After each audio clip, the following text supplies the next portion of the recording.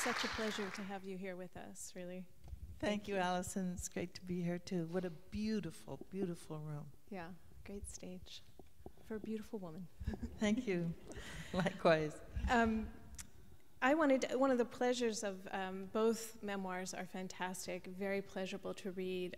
One of the pleasures of the second one, Watch Me, is that it's an opportunity to rediscover and review your career as an actress.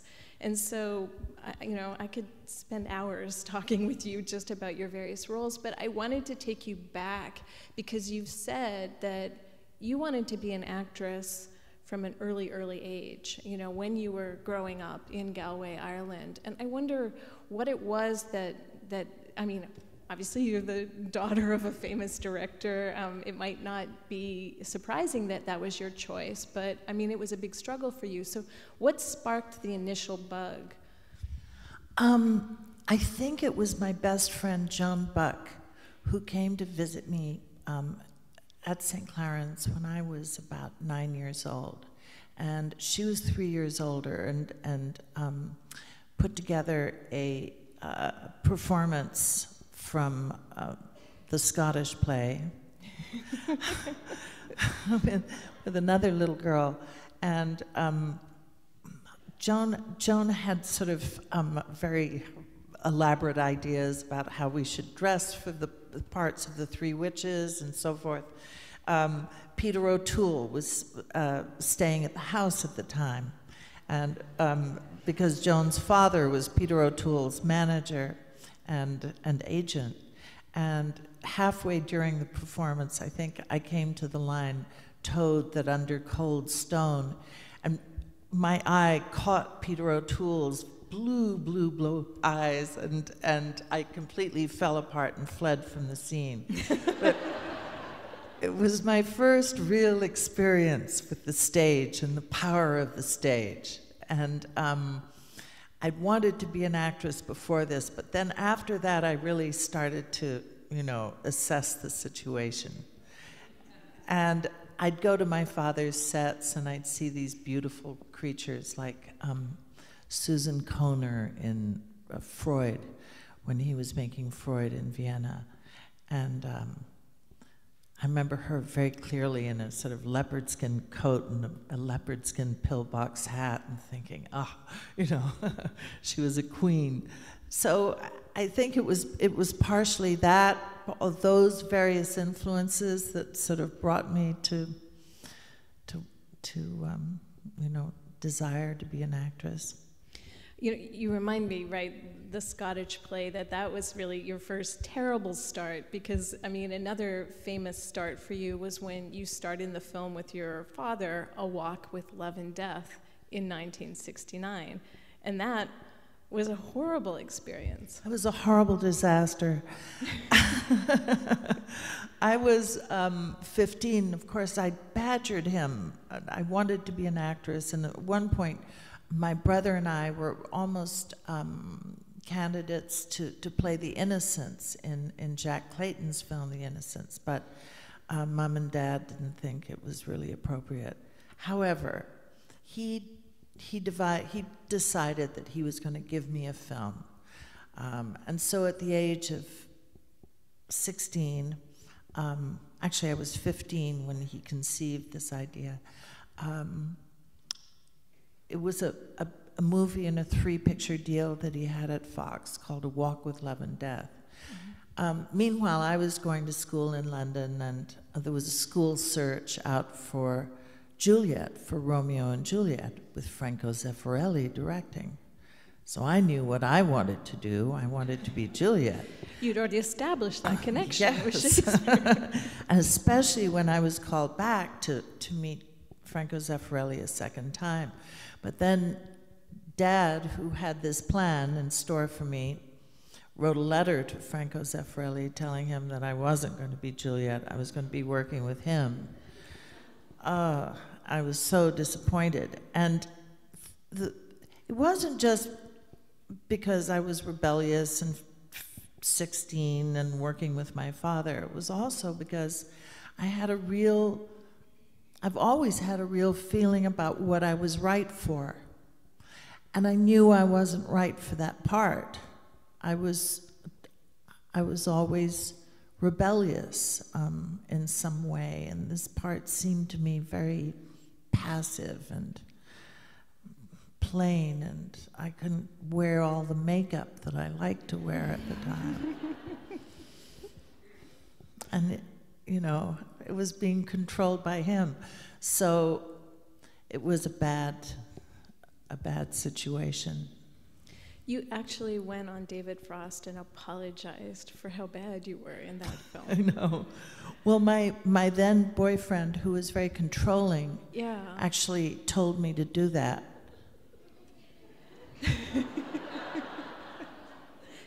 Do you regret that? No. I mean, I think I was just trying to please everybody at that point. I don't really regret it. No, it's like too late for that. Mm-hmm. I mean, it's just fascinating to me because in many ways, acting was a career you really had to fight for. I mean, you said your father gave you that role, but your next big role wasn't until 1985 in Prizzi's honor. Yeah. Well, thank you very much. Which is Melrose Prizzi. Yeah. The critic John Simon had likened me to an exhausted GNU.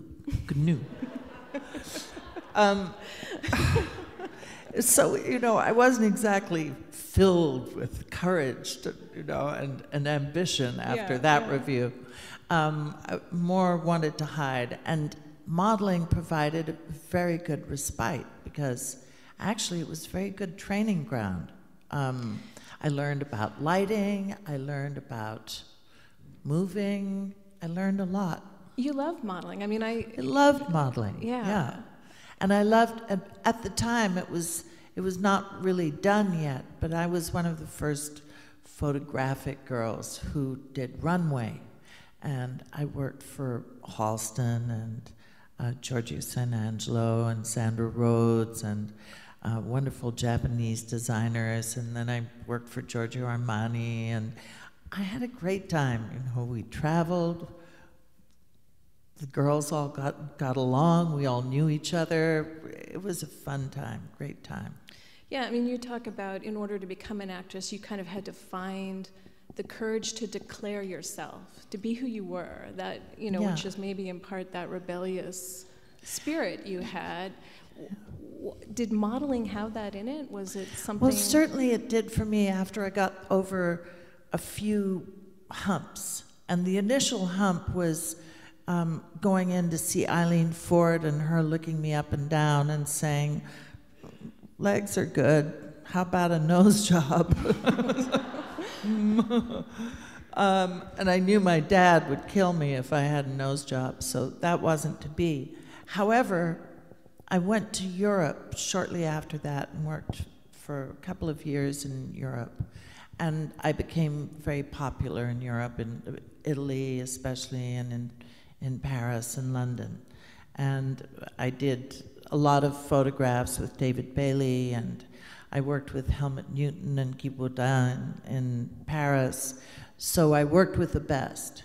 And I realized also that served me later on, because as an actress, who do you want to work with? Mm-hmm. Right. It's interesting that you invoke your looks, because that's a recurrent theme through at least the first volume. Someone overhears a conversation that your parents are worried that you're not going to be a great beauty, and then you tell other stories later. Elia Kazan, in thinking about casting you, takes you out on the street and asks a passing woman, is she beautiful? And the woman basically says, no, interesting, but not beautiful. I mean, how much pressure did you feel? You wrote huge. I mean, I was both convinced that I was not beautiful, and also, let's face it, the nose started growing first. 13 years old, and I had a complex about that, and I had, I know it's boring to hear girls talk about their complex about being too thin, but I was naturally very, very skinny, and I was teased in school for that, because I was one of the tallest girls in class, if not the tallest. So, yes, I both teetered on the edge of knowing that I was not beautiful, but knowing that I somehow could be. I could kick it into that shape, you know? Yeah. And I think that's what I did. You say like you transformed yourself by a force of will. Yeah. What did that entail? So was it about the kind of acting and Well, inhabiting this space, or? It was that, and also it was the belief of certain people that I was beautiful. I think mostly my mother, who told me I was beautiful all the time, even though I probably wasn't a lot of the time. Dick Avedon, who was the first person to ever photograph me, who liked noses. You know, the Europeans who liked noses. Americans didn't like noses at that time.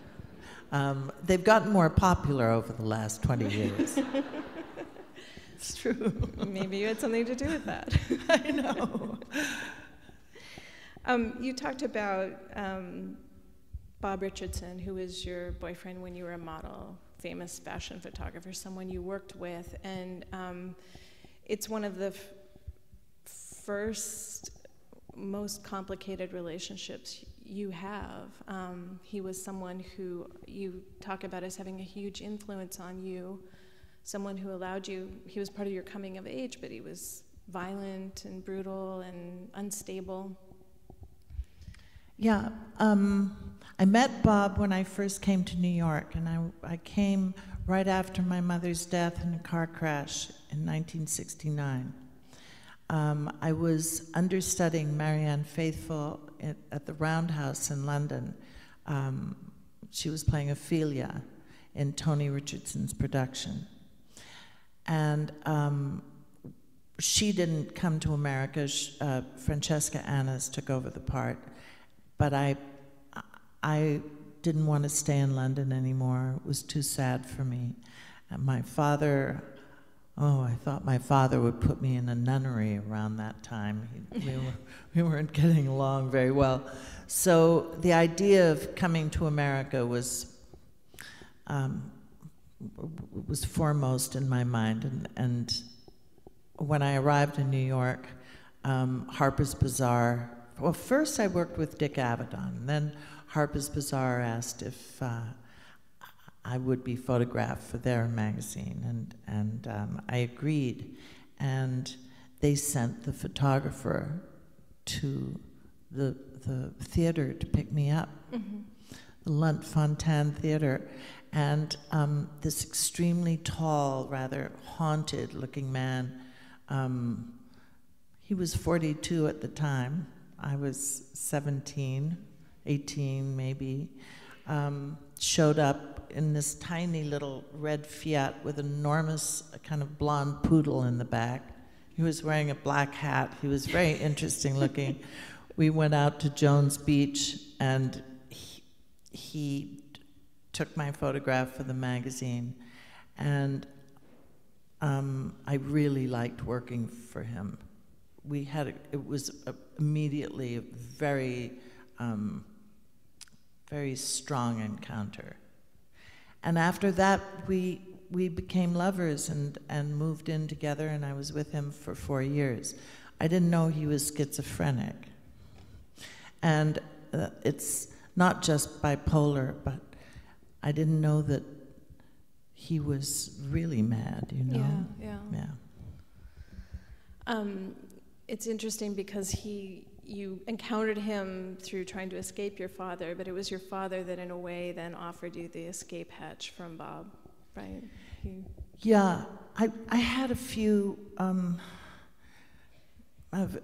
some great experiences with Bob, in that we continued to work together really, really well. We went to Europe together. We worked with Serge Lutens, who was a sort of genius behind Dior and then Shiseido makeup. He was a wonderful artist. And, but we also shared very difficult times in which, you know, Bob would wake up and suddenly think I was the enemy. And that was really difficult because at the same time, you know, sometimes we had money because I would work, but for a photographer, it took longer for the checks to come through, so there were times where we had no money at all. There's always been a part of me, though, that kind of likes a little bit to dabble in the other side, to see what it's like not to have any money, or see what it's like to sleep in a flea bag hotel. I don't know what it is exactly. I think maybe it's because I'm an actor and I need to know about that stuff, and I have a kind of attraction to the knowledge, not to the place. I mean, the places can be terrible and the people can be really edgy, but I don't know. I don't know why I'm attracted to that stuff in a way. So that was the part underworld of the experience with Bob, living hand to mouth in a way. Anyway, ultimately, we went to Mexico on a holiday, and things got really bad, and we split at the airport in Los Angeles, and I went to stay with my father and my stepmother. So I want to come back to Pritzi's Honor, because that was a film you did with your father, and then with your boyfriend, Jack Nicholson, who we'll talk about in a bit. But I just wonder, having had that experience with your father in 1969, did you ever think, maybe I'm not going to go back and work with him? Maybe I'll, go it alone. Well, I tried that for a while. The thing is, my position was difficult because I was the daughter of a very famous director and had become the girlfriend of a very famous actor, but I didn't want anything to come from either of them. Somehow I wanted to earn my own way, and I think it's probably because I was confronted with the kind of negativity that I had to deal with first time out of the gate. So I was determined that whatever it was going to be on my terms. Even if it was walking down, a runway on Laverne and Shirley with an Eiffel Tower on my head, at least that was something that Penny had said, well, would you like to come on my show, and threw me a little part. But that stuff made me feel good. It made me feel like I was in control in some way. Or being the designer who brought the 18-inch version of Stonehenge on This Is Spinal Tap, right? That's right, yeah, exactly. A funny cameo. So there are little ways of, and I got myself an agent, and would go on these little go-sees, and I remember reading for Sybil. Wow. So May Rose Pritzi, you win an Academy Award, Best Supporting Actress for that. It's a hit. She seems like such a template in a way for a lot of the characters that you've played. I mean, if you think of like tough, but this real kind of vulnerable side, survivors. Yeah, I those are the parts that I love. I love the layered ones. I like playing, mean women with soft interiors. So I think why I'm attracted to witches, or.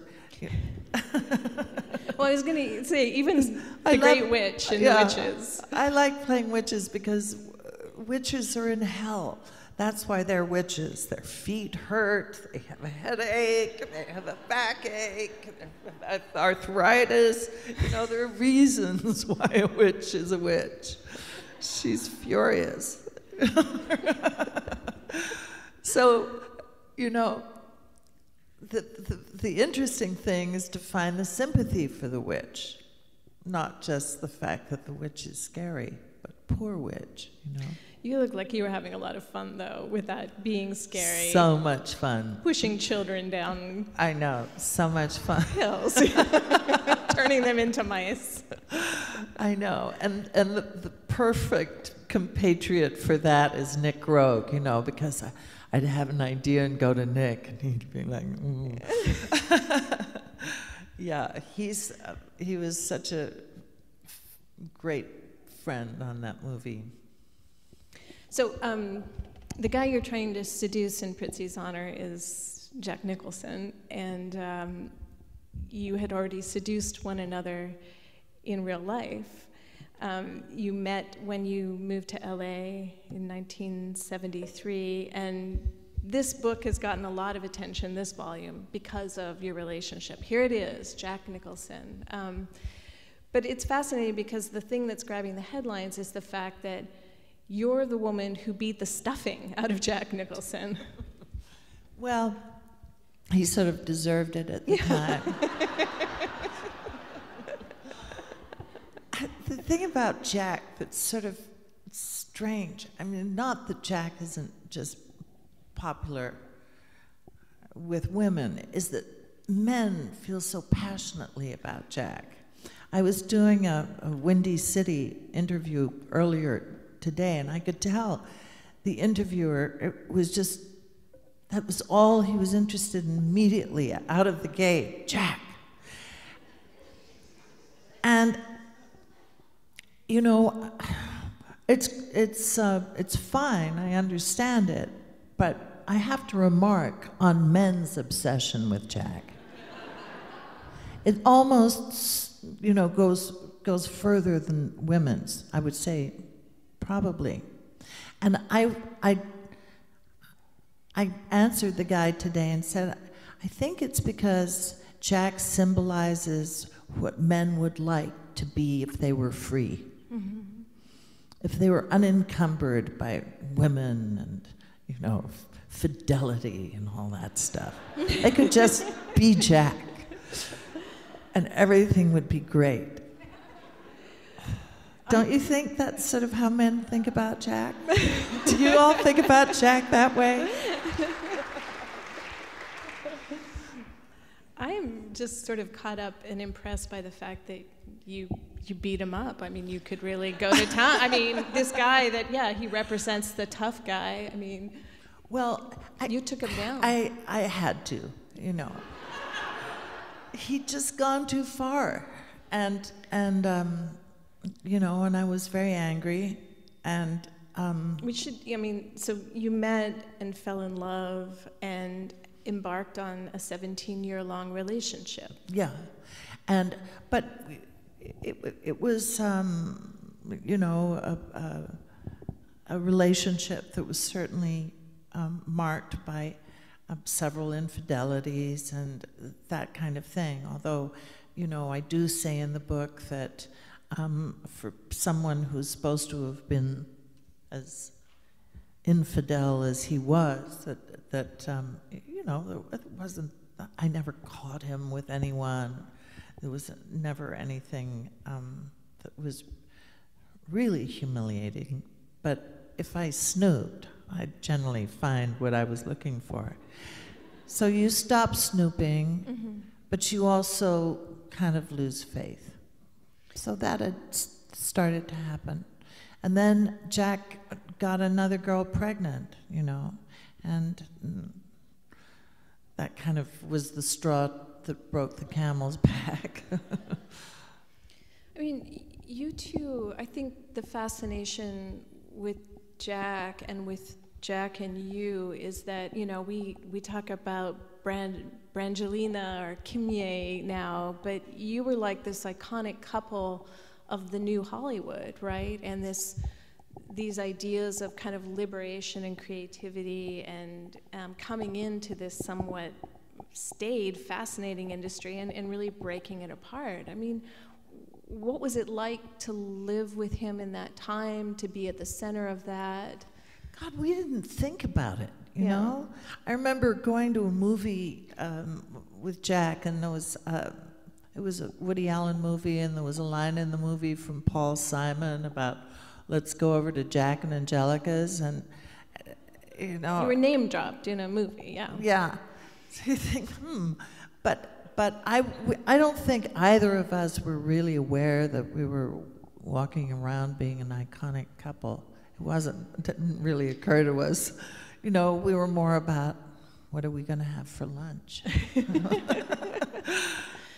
Well, I mean, you talk and we went to great places, and we had famous friends and stuff, but it's not like famous people necessarily walk around thinking I'm famous. You know? Not thinking you're famous, but you're kind of in a moment of an age where there is this kind of high level of experimentation. It's in the arts, but it's also, you know, you talk about, frankly, about smoking pot, no big deal, but you say at one point you were also under the influence of a lively assortment of drugs, you know, and then these kind of arrangements where you're with someone, but you're with other people, and so it seems like, you know, there's this positive element to it all. It's called the 70s. Yeah.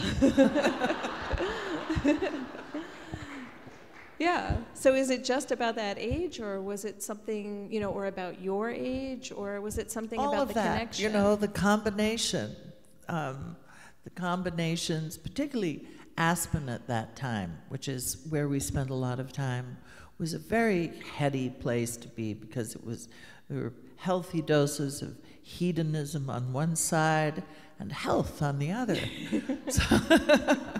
So, you know, we'd spend most of our nights partying, as they like to say, but also, you know, having a good time on the slopes, and it was a very fun time. So infidelity in that relationship was something that ultimately broke the relationship, or made you decide that you couldn't be in it? I think it breaks, I mean, I don't know. The French know about this. But for me, it changed something. It just does. It's the elephant in the room. If you talk about it, it's the elephant in the room. If you don't talk about it, it's the elephant in the room. Yeah, yeah. How much was it about the experiences you'd gone through with your parents, where there was infidelity and... I'm sure, you know, that's all part of it. I mean, my mother and father, I never saw my mother and my father in a bedroom together. And they were very, when we were growing up, they were very sort of distanced, and she would call him your father, and he would call her your mother. He lived in the big house. Called everyone darling, but her, you know. That stuff is confusing for a child, yeah. Yeah. So it must have had a big impact on sort of your expectations of relationships and how to navigate them. Probably, and probably I'm attracted to boys like Dad, you know, how it goes. I think that's sort of one of the great things that you get from writing a book is, you know, therapy. And you get to look at this stuff, and as it happens, you know, usually you have to pay like $250, what is it now, $350 an hour to have some psychiatrist sit there and listen to you. I've had Nan Graham, the best editor, now the best publisher at Scribner in the world, and Bill Whitworth. And I've gotten them as my psychiatrists, and the book is my therapy, and I'm happy as a clam in clover. Yeah. Thank you. I'm curious about why you decided to be this candid and write a memoir. You talk about your sister Allegra, and you were inspired by the memoir she wrote, which was sort of her journey through infidelity and other things like that, understanding who her family was. How did that, what did that strike in you? I don't know that it was just Allegra's book, although it's a beautiful book. For anyone of you who haven't read it, it's called Love Child. And it's about her experiences she grew up my mother's daughter, but not my father's daughter. Her father was an English lord. I mean, she never really knew whose daughter she was till she was about 11 years old. But I think it comes a time in your life where you need to set the record straight on a few issues. And there are a few issues you're prepared to talk about. I don't know, I spent a lot of my more youthful years being introverted and more careful about what people knew about me. And then, I don't know, I think maybe this is the age of exposure. I see more people doing it these days. Maybe it has something to do with the internet and the fact that we're all so connected these days, and privacy isn't what it was, so it might as well be understood how we feel, what's going on inside us. And it's certainly, you know, prevalent on the outside. You can see it in the way people dress now, and the fact that I don't know, they love their animals more. I think people want to share the way they feel more these days, yeah. Me included. But I mean, it is, because it's, if people go for details about your relationships, it's much more about who you are as a person and sort of the insecurities that you faced as you became an actress or decided to be a director. You know, It's a personal journey. And here's another thing. If, you know, there are a lot of young girls out there, some of them really too thin.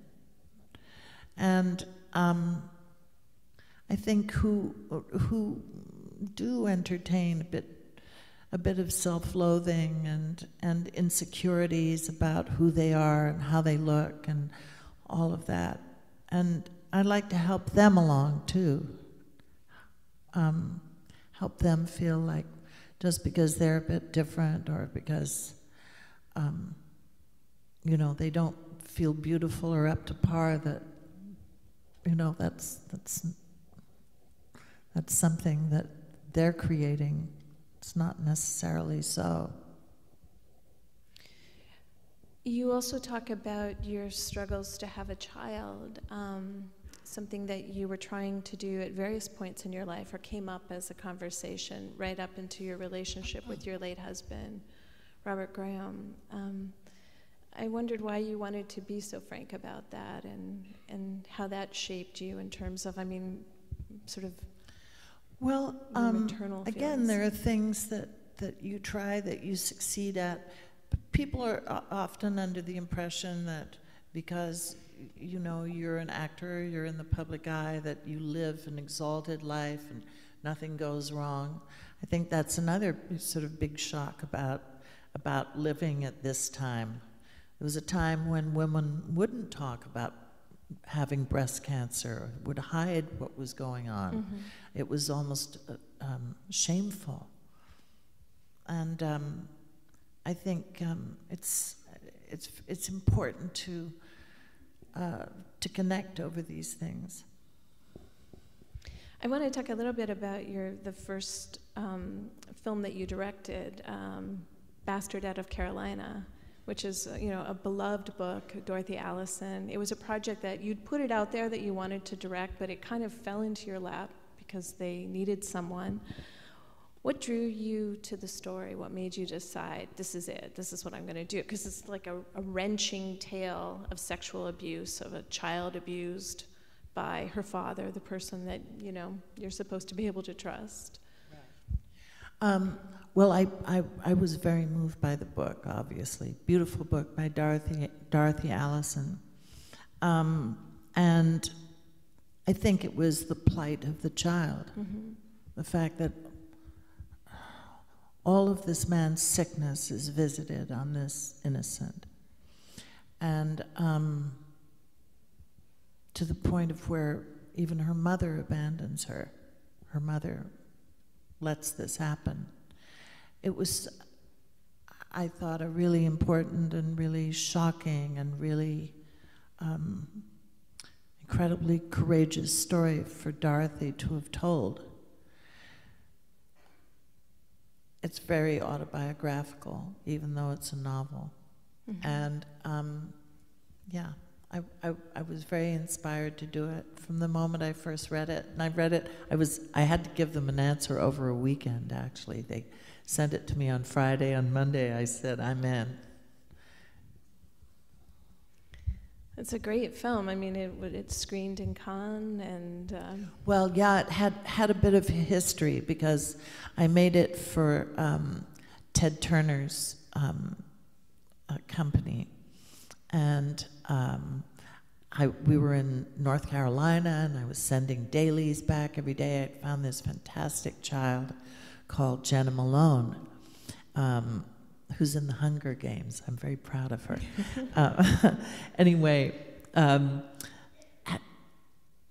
it was, you know, being very well received by the company, and they were complimenting us on the dailies, and everything seemed fine till I got back to Los Angeles, and I was called into the Turner offices and met an executive there called Scott Sassa, and he said, you're going to have to take out 2 scenes. And I said, okay, what might they be? And he said, well, the molestation and the rape scene. And I said, but that's what the movie's about. So he said, well, I'm afraid we can't show that on this network. I said, well, has Ted Turner seen the movie? And he said, no. Like, why would he? I said, well, maybe you should show it to him. You know, and he went, is that what you want? And I said, yes, please. I would very much appreciate it if you'd show it to him. And Ted Turner was at the time with Jane Fonda, so I was really secure. And so a couple of days went by, and Scott Sassa called me back into his office, and I said, well, how did it go? And he said, they screamed. He didn't want the movie anywhere near his network. So after that, I got very depressed, and for about a day, I remember we were supposed to be giving a party, Bob and I was so depressed that I stayed upstairs all night long and kind of peered over the balcony at everyone having a party. I was miserable. And then the next day, I got a call from the Cannes Film Festival from Gilles Jacob, who said he'd like to show my movie in Un Certain Regard, which is an out of competition, but a nice honor. So then I was all happy and went off to Cannes. Ted Turner is no friend of the Huston family. He wanted to colorize asphalt charcoal. I know. But here's the thing. My dad was sort of outraged and angry about it, and then he saw a documentary about Ted Turner and decided that he loved Ted Turner. He's quite a guy, you know. And I was like, Dad, you hate him. No, he's quite a guy. Very interesting. Well, I know there are a lot of people here who love you, who would love to talk with you. So why don't we move to the Q&A? And we have people wandering around on microphones. So put your hand up if you want to ask a question. And do please ask a question, if you would. Hello, Ms. Huston. Hi. I'm one of a few men who is far more fascinated with you than I am with Jack Nicholson.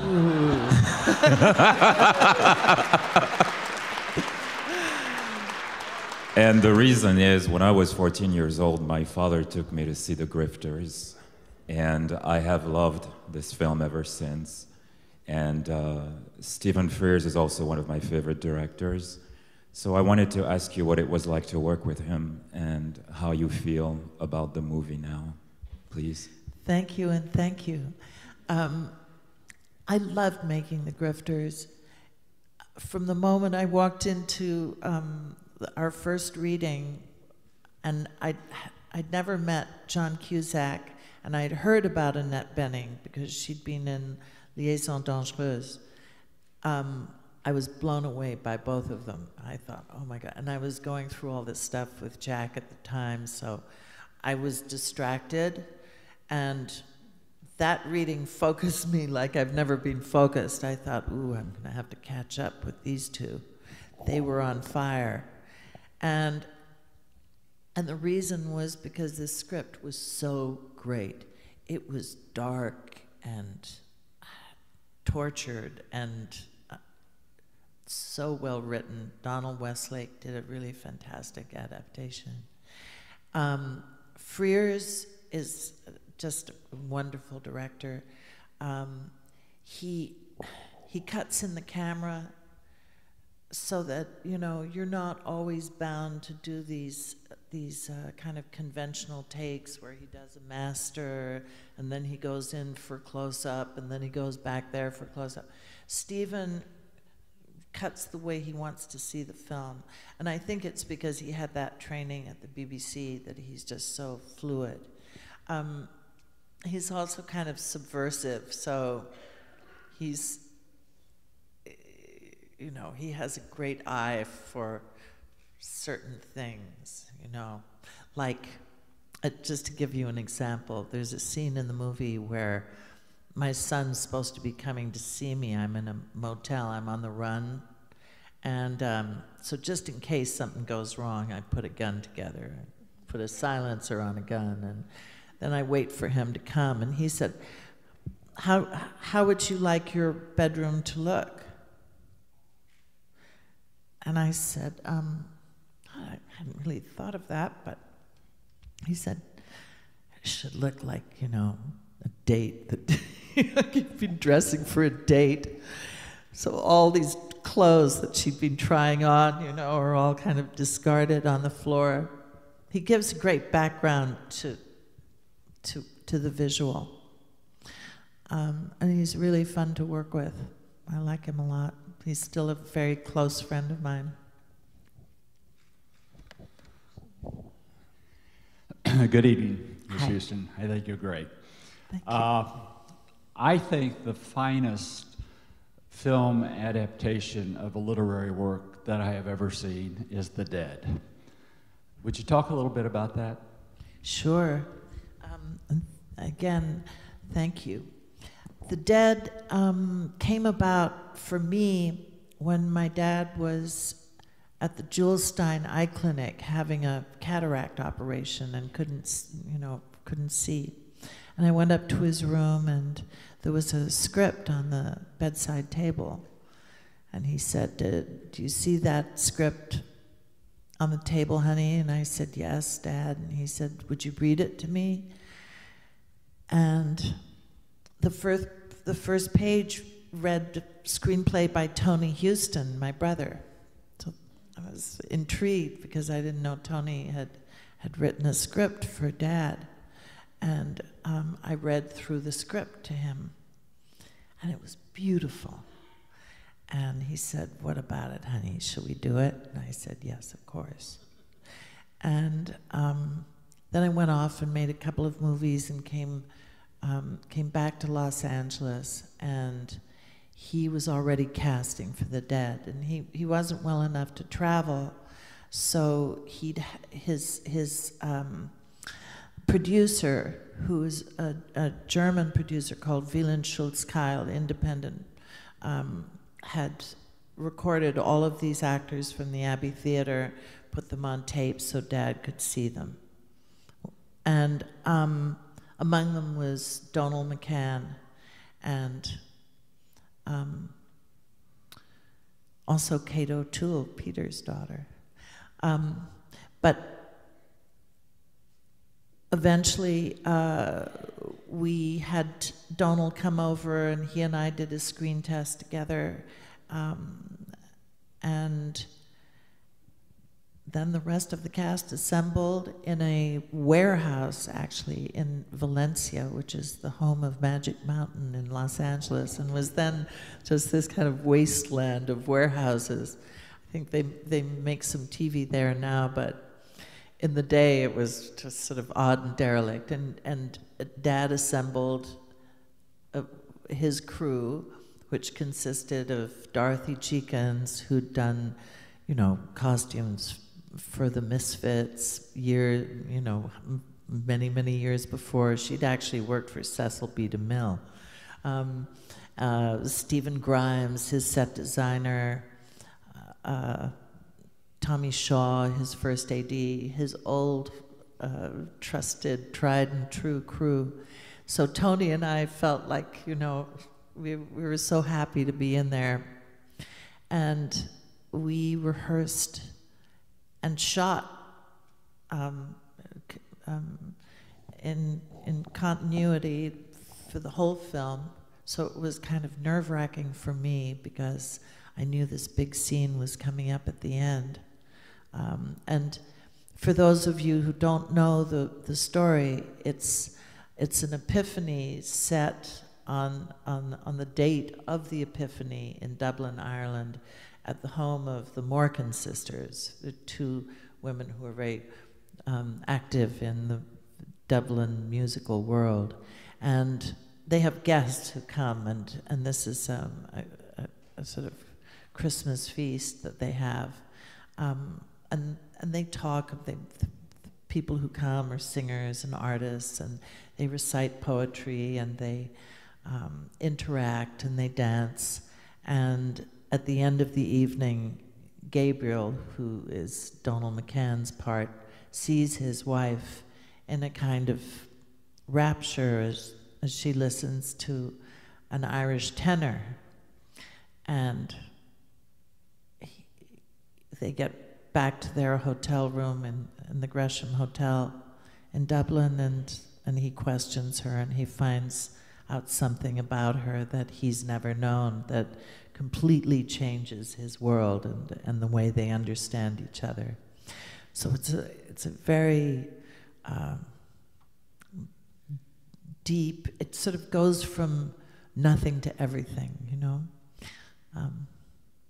Anyway, it's a beautiful film. I'm so proud of it. I'm so proud of Dad for getting through it, because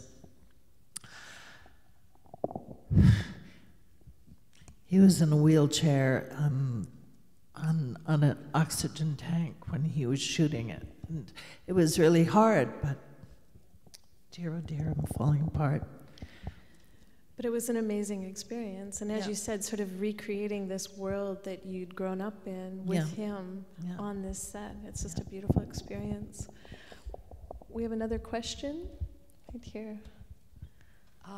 It's a pleasure to be in the room with you in this beautiful venue, because I think that you are absolutely the embodiment of brains and exotic beauty and spunk.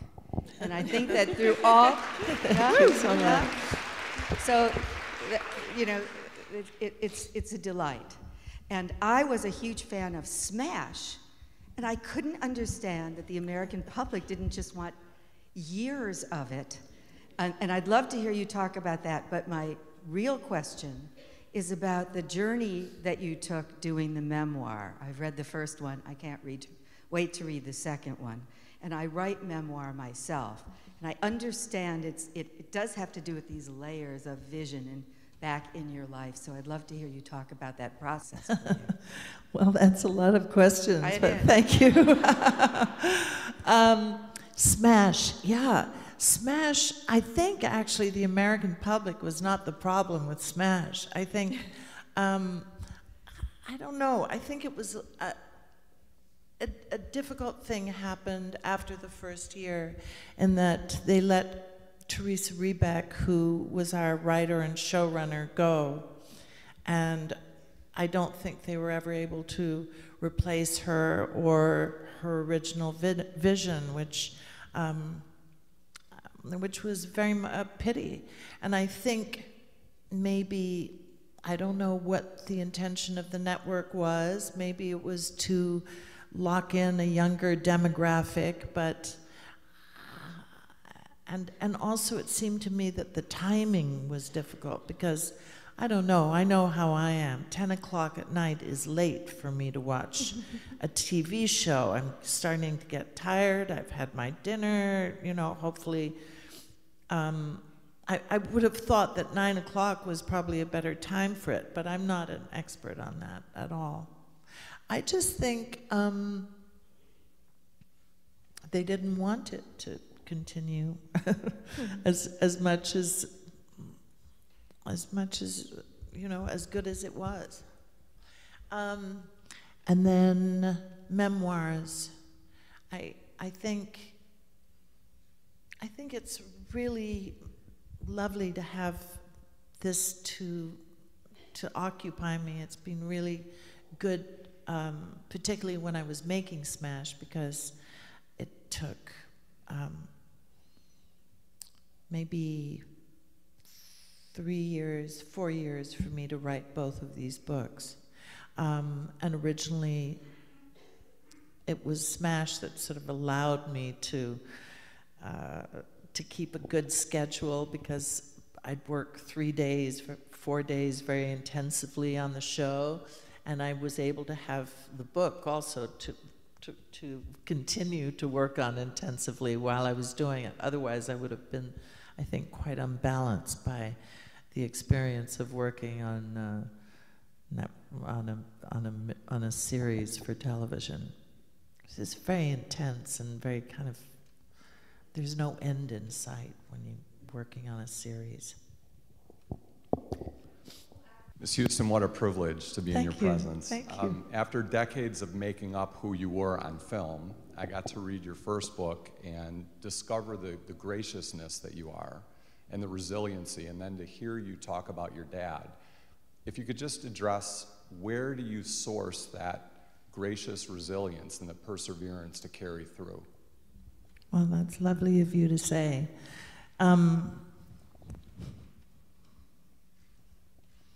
My mom and dad, you know, they brought me up right, and my nurse, who threatened to spank me with the back of her hand if I didn't straighten up.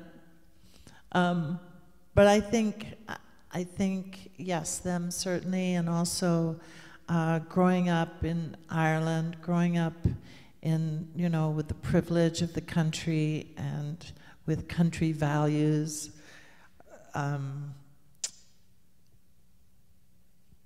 with poetry and singing and all of the things that kind of bring people together in the country before television happened when I was 12.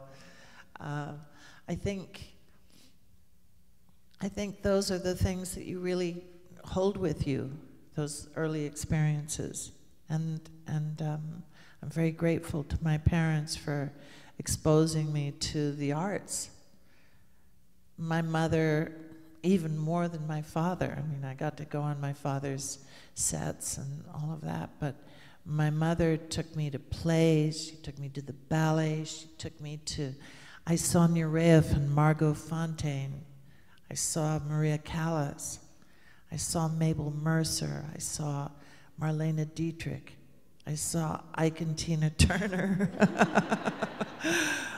But my mother exposed me to all of this stuff, and she knew how to play, and I think that's the main influence of my life. Thank you.